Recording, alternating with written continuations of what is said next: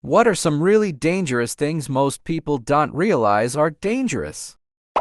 This is super vague, but I think a lot of people often underestimate the dangers of water, like the power of a river or sea current, water on the road, slipping in the shower, etc. I grew up in Louisiana where we get floods and hurricanes all the time, but I didn't even realize the actual risks of flooding until I was like 17. I kind of thought you'd have to be a stupid idiot to die because of a couple inches of water. But no, it's obviously extremely dangerous for a lot of reasons. It just never clicked in my brain. You can get electrocuted, you can get cut from things floating water and get an infection, you can get carried away by currents and hit your head, etc. But for some reason, my brain is just like, I can just walk through it. When I was 14, me and my family almost walked through a big current of water on the road during a flood before a car stopped us and drove us past, and it honestly never fully processed for me how much of a risk that was. Like, you can't just do that, lol. I feel like it's a similar type of hubris to people thinking they can just somehow walk through fire. It's scary how much our brains can underestimate danger.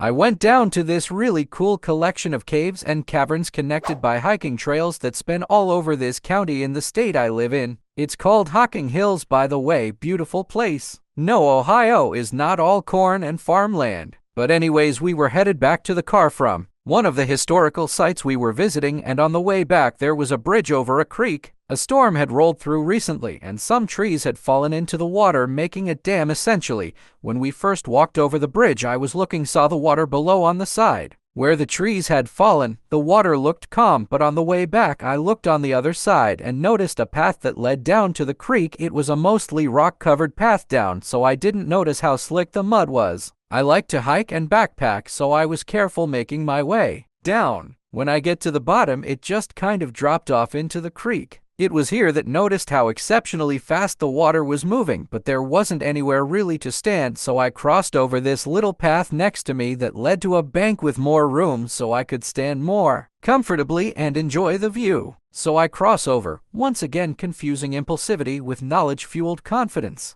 I get over, I look out and say, wow, this is nice, and about halfway through me saying nice, the mud took me like a landslide. I hadn't even moved. Up on the bridge, everything looked so normal. One moment I was soaking up the joys of nature. The next I was sliding at an alarming speed down a very short bank into a creek that was moving so fast by the time I would have hit the water it'd have been gone before any of my friends could have done anything. Luckily I managed to twist my body so I was on my stomach and not my back. I kicked my boots into the mud as hard as I could and punched my fist as deep in as I could, hoping I could get into the mud enough to stop the slide. Luckily my friend was following down behind me, and I managed to slow my fall down enough for her to get this pretty solid walking stick we'd found earlier on out to me to grab onto, and I managed to crawl or drag myself back up the bank to the knot of tree roots that I used to cross over. We were laughing like maniacs, but in all honesty, what seemed so innocent 5 minutes before turned very quickly into a possibly fatal situation and traumatic situation. But I just ended up all muddy, so I laugh about it. Mostly because the irony, just like getting over there, looking out for half a second and saying this is nice, then immediately slipping. I swear my life is a caricature of life.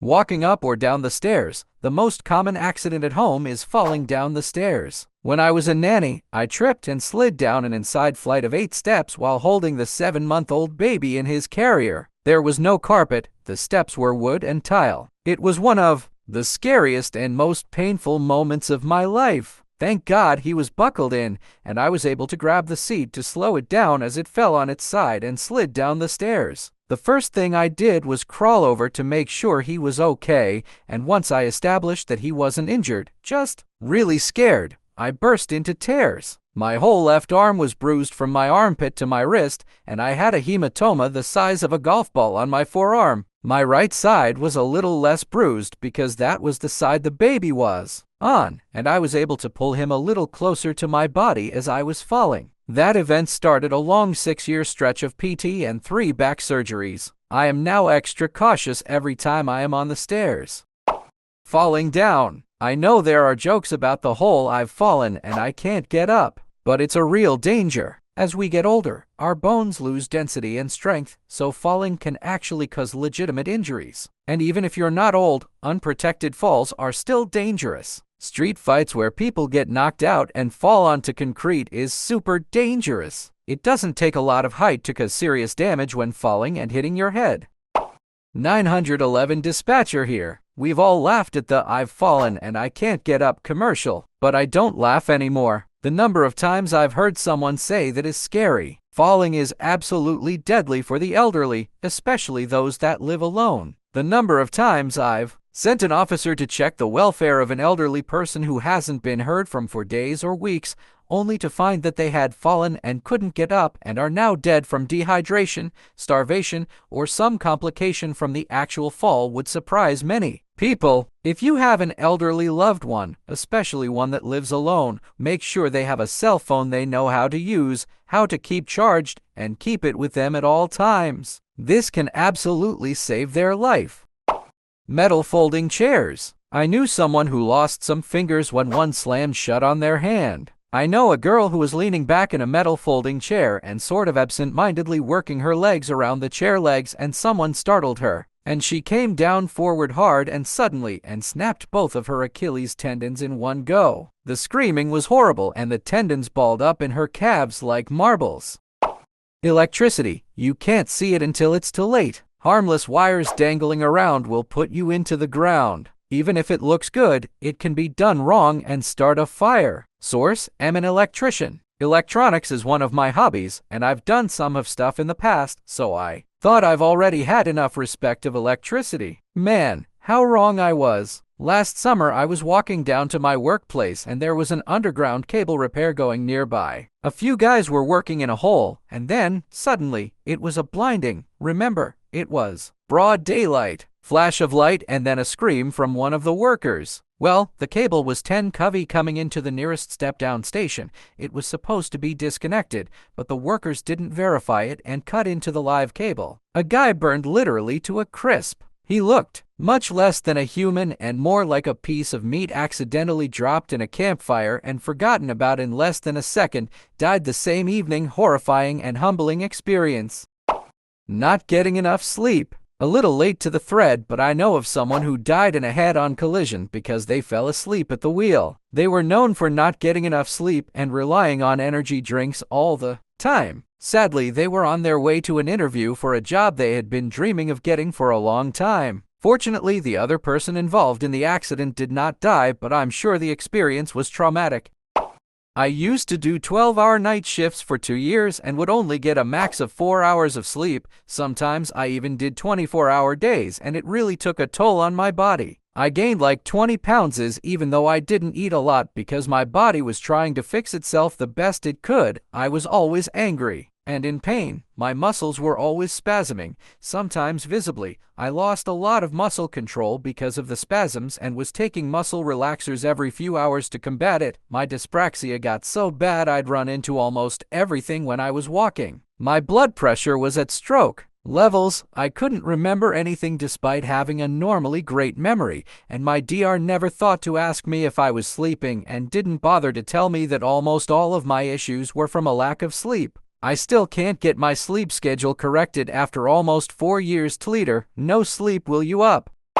Eating grapefruit while on medication. Grapefruit has so many bad interactions with medication, ranging from rendering the medication ineffective to toxicity. Activated charcoal can render your meds ineffective too. If you're eating black ice cream or whatever trendy Instagram thing, check whether it's food dye or activated charcoal because the latter can mess with any meds you might be relying on. It's not something you need to ingest unless you've actually been poisoned. Putting your feet on the dashboard. It is extremely dangerous. A few years ago, I worked at a hospital doing patient transport where I took patients anywhere within the hospital they needed to go. There was a car accident where a father mid-42s and his daughter, 15 to 16 years old, were brought to the emergency department via ambulance in rough condition. The father was in the ICU for close to a month, but the daughter had her feet up on the dashboard at the time of the crash and the airbags ended up breaking not one, but both of her femurs. I brought her to multiple X-ray or CORT scans and her screams could be heard halfway across the emergency department. I knew it wasn't a smart idea to have your feet on the dashboard previously, but after that I will not let anyone do that in the car with me, and this story usually does the trick. Not having enough sodium. There's always warnings about too much salt, but apparently if you don't have enough it can throw your body totally out of whack. Learned this after passing out and ending up in the ER. I think this is due to bad science and bad public policy that is slowly being pushed back on. Salt was thought to be the culprit behind high blood pressure and heart disease, but it may very well be sugar, which when combined with salt in the long run causes problems eye, vessel wall plaque, and water retention. The easiest example being to observe nature, where mammals like deer don't have access to refined carbohydrates naturally, and anyone knows if you want to attract them, put out a salt lick. I recall a story where elephants died exploring deep into dark and cliff desert caves to reach walls of salt deposits to lick. It may be that salt is only bad for us when eating too much water, retaining refined carbohydrate, which may be the underlying cause of inflammation and heart diseases. Our bodies aren't made up primarily of water after all, they're made up primarily of mineral water. An important distinction that never seems to get said. A few inches of moving water over a roadway. And while a few inches is usually fine, you can't be sure it's actually a few inches. A road can be completely washed out and look like a relatively minor flood. When my dad was younger, one of his uncles told him never to drive into water a mule wouldn't cross. A few years later, he was trying to decide whether to cross a flooded road and remembered that conversation. He saw the next day that the road had completely washed out. He told his uncle about it, and apparently his uncle was drunk and didn't even remember saying it.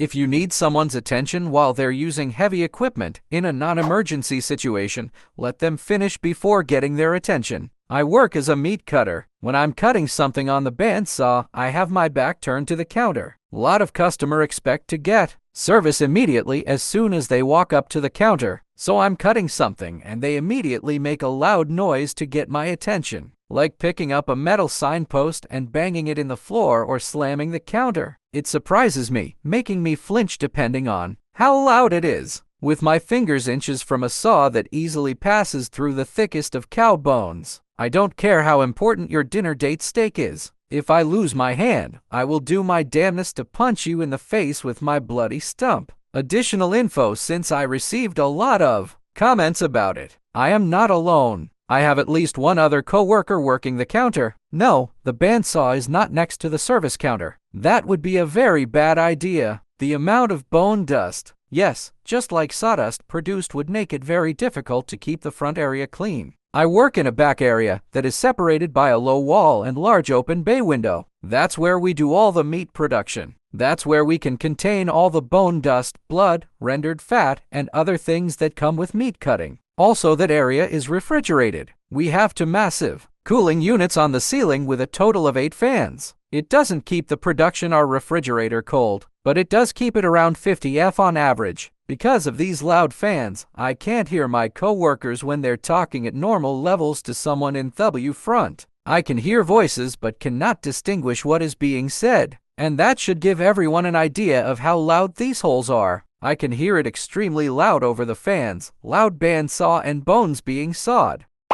A lot of people end up with liver failure from overusing Tylenol. It's not harmless. Don't treat it like Skittles. You're not wrong, but I have a funny story involving this knowledge. So we're at a house party, and my buddy has a headache, and so he asks the homeowner for some Tylenol. The dude brings it out, and my friend dumps about 3 or 4 into his hand and pops them in his mouth. Jaws dropped all across the room. Everyone was like, whoa, whoa, whoa, man, what are you doing? Don't you know that stuff can cause liver damage? What are you, crazy? Meanwhile, I look around the room and there's people sniffing coke, blacked out drunk, people popping Xanax, snorting heroin, popping e-pills, even a few dudes on acid. And my buddy and I just look at each other like, are these guys dead das? All these deadly drugs and they just freaked out over 1 or 2 Tylenol over the recommend dose each? I still laugh about it to this day. Such an odd situation.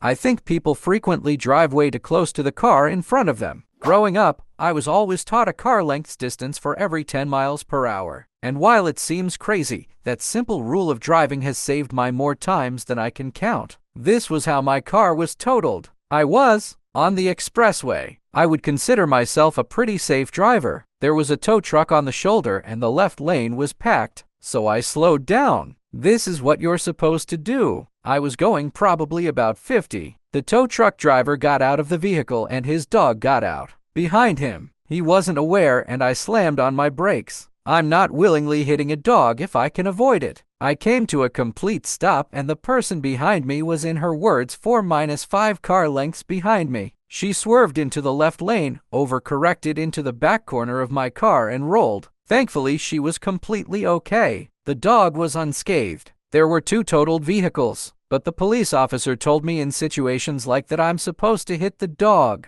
I said absolutely not. That's why people are supposed to drive far enough back to react in time. Chiropractors. I was born with quite severe scoliosis. It was cheaper to go to a chiropractor than an actual doctor growing up. This has resulted in significant damage to my back. When I finally got in to see a spinal specialist, he mentioned that upwards of 45% of his long-term patients were there because of chiropractors. He told me after reviewing years of my x-rays that the adjustments I was receiving actually made my spine worse than if I were to have not done anything. It is also pretty common for chiropractors to break bones. There were a few people that went to my doctor that were paralyzed by a chiropractor. When I was 16, a chiropractor did an adjustment that caused one of the discs in my spine to rupture. I also had my hip dislocated at one point. So yeah, chiropractors are not real doctors and can cause a lot of harm. A full force punch to the face. People have died from a single punch. When I was in my first year at uni, I was living in halls. Everyone in my hall was woken up in the middle of the night by the police knocking on their door asking where one of the residents was and asking to search our room for him. Turns out another student in my halls had gone for a standard student night out, had too much to drink, blah blah, but he'd got into a fight, punched someone and ed them with a single punch, and he was now wanted for murder. He'd ed a fellow student. This was one of the top universities in England. Both of them had bright futures taken away from them because of not being able to control drinking, temper, or trying to look macho. Not worth it if you ask me. I also have a friend from uni whose girlfriend was in ICU for a few weeks because someone made a swing for someone and missed and got her. My advice would be don't punch people ever. Just take a breath and walk away. It's much easier than going to prison or dying when they punch you back. When I was a kid, I would get into a lot of fights. The older I got, the more I saw and realized that our strength even as teens was weighted dangerous. The tipping point for me was a friend who got into a fight when we were like 15. Both him and the dude he was fighting were like 130 pounds. The other dude threw a punch and it landed on my friend's right eye. Fight ended right there and then. My friend almost lost his eye from that single weak punch. After that, I tried to avoid fighting, and if I had to, I would try to end it quickly. As an adult, basically every single fight ends up with one or both in the hospital. Just not worth it. Walking away and getting called a is way better than you ending up in the hospital, dead or in jail. Sitting all day. At this point, I honestly think everyone should do some form of yoga, whatever their body is capable of. I'm only 27 and my friends who work office jobs and don't do yoga are super prone to injury already. Meanwhile, I can roll over my ankle, land on my wrist, totally wrong, and fall backwards into a wheel pose off of a ladder and bounce back up and just forget about it. My one friend is 3 years younger than me, has an office job, and she rolled her ankle once, not even that severely, and was limping for 8 months. I've crashed on my skis and wrenched my neck back because I basically landed on my chin and all I ended up with was a little ache that went away within an hour. I kept skiing just fine. I've done some truly ed-up things to my body since starting yoga that would have had me in pain for weeks or months as a teenager. A decent level of flexibility is insanely protective. Even just getting up and doing a few stretches every once in a while and taking a short stroll during your lunch break makes a world of difference. If people could even squeeze in 10 minutes of yoga a day, it would prevent a huge amount of injuries. Overworking yourself. I had a coworker at my last job who just didn't have an off button and definitely didn't know how to say no to people in charge. He was always agreeing to overtime, working from 7 a.m. to p.m. 6 days a week and doing stuff out of the job description, like repairing for refurbished products and driving trucks to help move product around. despite the job supposed to be just being an in-warehouse packaging and shipping type job. Didn't get paid any higher than he was previously making too, though the overtime and double time pay probably did it up real quick. Hardest working guy I've ever met, but deep down I kind of feel bad for him. He told me he had to quit his last job as a uploader or unloader because his doctors told him he was literally ing himself with all the overtime he was taking. Said he weighed like 90 pounds. He's around 5'10" and basically lived to work and sleep at the point. It's gotta be some sort of undiagnosed oct or something when it hits that level. He's an awesome dude, but some people don't know how to let themselves relax. It's sad. Ever since I did WMIS training, I've gotten extremely paranoid around reading chemical safety labels. The training showed a foreign worker essentially making chlorine gas by accident in a dry cleaners and almost ing everyone in the building and actually ing herself. Everyone who was exposed had permanent damage. There was a welder who didn't realize the chemical his work gave him had fumes that would burn off his eyes and face after just one use without face and eye protection. It costed him his marriage and his entire future. In the video, he said he didn't even blame her as there was no hope for him and he didn't want to burden his then young wife with having to look after someone completely broken. And I think there was a driveway sealant part-timer who was a high schooler or something. They didn't give him any safety gear and he got cancer applying the sealant like how they told him to do it. I don't think I ever watched such horrific true events presented in such a dry and boring manner. And they kept interviewing the people about how their life was after the fact and what could have been done differently, and it was just scarring. It's such a simple thing to just trust your job to check chemical safety for you, but goddamn,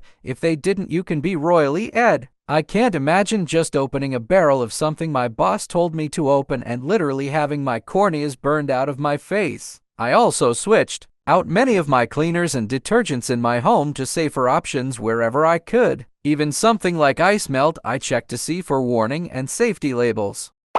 As a chef, it's food. I've seen people who cook at home with some very dangerous cooking habits. Everything from not washing hands after handling raw meat. It's all raw proteins, people, not just chicken, to not cooling leftovers properly and even proper storing procedures. Spoiler alert, don't store raw chicken above the salad you plan to serve with it. Those juices can drip down and contaminate everything. Personally, I think everyone needs to take a class on proper food handling for their safety and everyone's safety for whom they plan on cooking.